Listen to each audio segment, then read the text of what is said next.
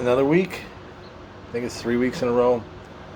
We're going to do a couple this week. We're going to do one pure business, and then we're going to do this one. Obviously, everybody by now has heard the Gabby case. She was from New York, lived in Florida, ended up disappearing out west, and they found her body 2 weeks ago now, 3 weeks ago now. Yeah, I'm smoking again. But I want to talk about missing persons. How serious what problem this is, and how serious we're not taking this problem. In my state alone, I think there's over 500 missing person cases. That's a mixture of adults and kids. Probably the most famous recent one is the kid that turned up missing on Electric Forest 3 years ago or 4 years ago now. He was camping there with his girlfriend, and there was some issues, and they never found him again. It's a big problem.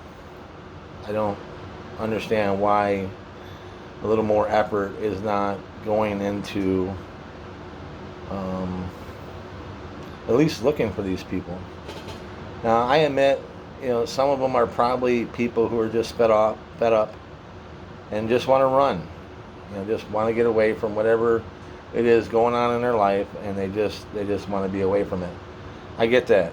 I think we've all been down that road at one point or another. Even in national parks, which is the theories out there, from people hunting people, from people eating people.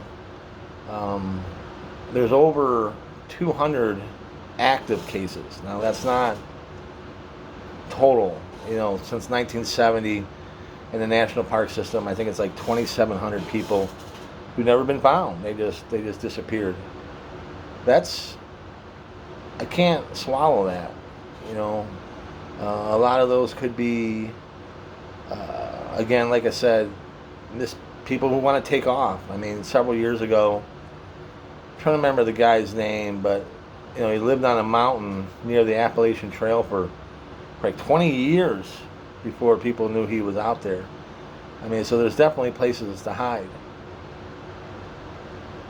But there's too many of them, especially with the kids. There's too many of them to think that's always the case. Or it could be an animal. It could be a hiker or something that got caught in trouble. It doesn't, when you're not prepared as you should be when you're taking those trips, you can get in trouble real quick. A sprained ankle can become a real problem, especially if you're 20 or 30 miles out. And if you're by yourself, it could be a real problem. But I got a couple theories. If you look at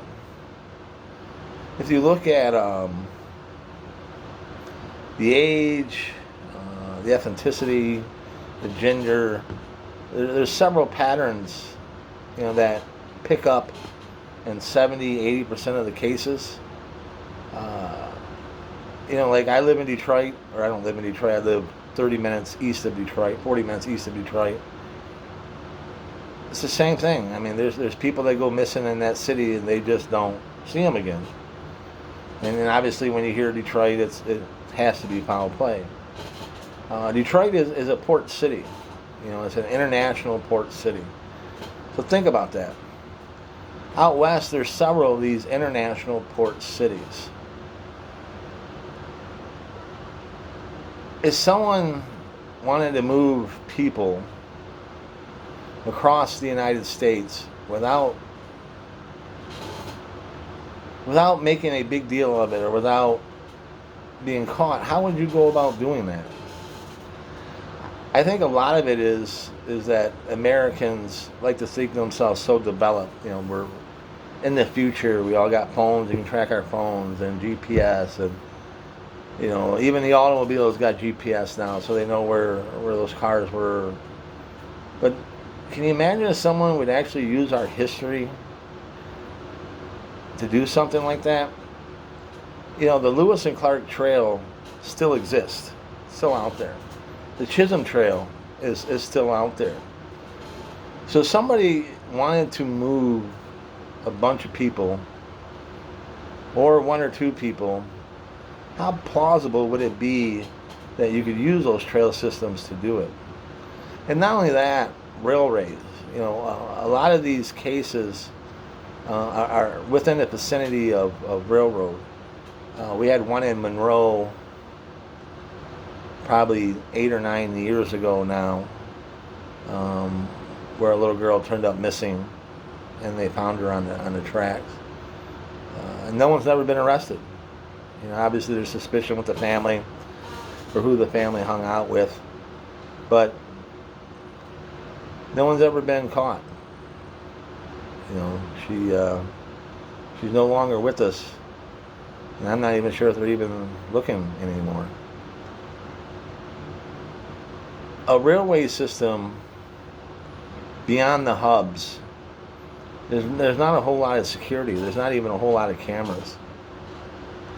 When I was a kid, they still was some hobos that would travel the system. There's a couple now that's got some YouTube videos out there. You want them, one's Shoestring, I think it is, and then I think the other really popular one actually got drugged to death by a train a couple years ago, and I'm sorry, I don't remember his name. But as you watch those videos, there's a lot of freedom out there on those railways. They have their own communication system amongst them.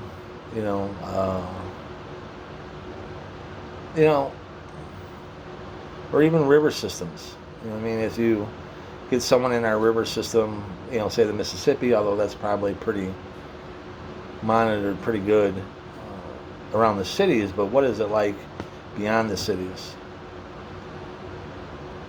It's just something I've been working on for several years.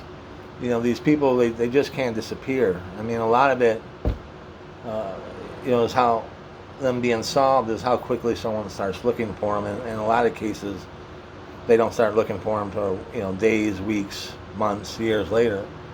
And by that point, it's near, as we can tell with how many missing people there are, it's not that very successful. So how would, I don't know. Like I said, it's a tough pill for me to swallow. We're going to get back to the security stuff on our next video, but this is something for someone to think about. For a long time, I've been looking for the resources and personnel that would have the ability to walk these trails, to walk the railways. Several years ago, somebody was trying to do this, and they had theories, and it was he's passed now, but it was a former cop from Missouri, and I think he had the right idea. I have to admit, some of my theory is based off some of the stuff that he found and saw on the railways. Burner phones, packages for burner phones, water bottles, that kind of stuff. Could a lot of that stuff be coming off from the train personnel? I guess it's possible. And could it be, a flood area that brings all this stuff up? That's possible too. But if we don't try figuring this out, or somebody don't start looking for these people, when's it going to ever stop? Now, granted, I know that there is people out there that don't want to be found. They just want a brand new start. Be it they're running from something, running to something. But there's a handful of them out there that we're taking. You know what I mean? And I think that we as a society should make a better effort to track these people down. And a lot of people, point out with this Gabby, she was white, and that's why they got the attention. Well, a lot of it came from her local news agencies. You know what I mean? And how social media works, and Facebook and Twitter. I mean, a lot of these news agencies, they're family or sister channels, whatever you want to call them. But if no one reports it, I mean, no one's going to pick up on it. So I don't think it's white guilt, as more so as maybe in the area where certain people disappeared from, they always disappear. So it's not big news as it would be in some of these cases. But they all deserve to be looked for. They all deserve to be found. Even on the Uncle Chet channel, which is like part of the Cletus McFarland group, he's been looking for a guy that disappeared last year. A guy named Donald Walters disappeared. And they actually went out there and physically searched for this guy and tried to track down leads. And, it got me thinking back on the subject that all these people deserve that. So if anyone has any ideas or suggestions, let me know. Thanks.